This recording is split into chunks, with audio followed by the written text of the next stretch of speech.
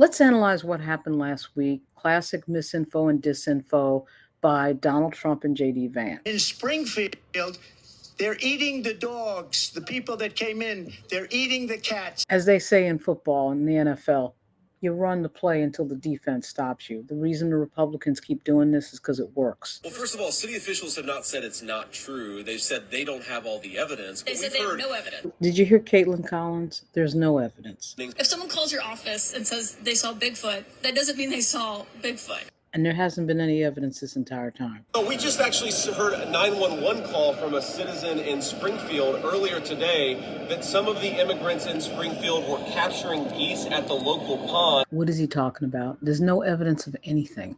You haven't seen an interview on TV. You haven't seen a person saying it. All you've seen is J.D. Vance running his yap. This is vintage Republican communication strategy.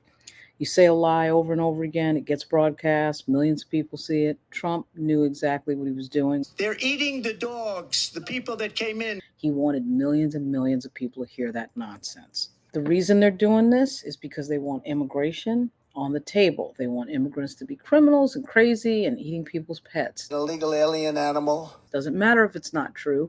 They're trying to put it into the bloodstream of information on the air. And what this requires is very fast journalism. That they don't have all the evidence. They said they have no evidence. They're lying. They know they're lying. It's intentional. And the winner of the game is the person who gets the information broadcast. The minute they get it broadcast, they win the game. It doesn't matter if 3 weeks later it's disproven and all that. No. In that moment when Trump said that huge lie with zero evidence behind it, there was more than like 30 or 40 million people who heard that. I mean, it has its impact. And how do we know it has an impact? City of Springfield officials were alerted to a bomb threat. We've had 3 consecutive days of threats. At least 2 schools in Springfield, Ohio were closed for a second day because of bomb threats tied to a baseless rumor spread by Donald Trump. And the media has to be very savvy about this because when you repeat lies like this, there is going to be a certain percentage of people who believe it. Trump and these people know this. And once again, I'm going to say it. This is the modern Republican Party. This is what they talk about. This is what they get us into.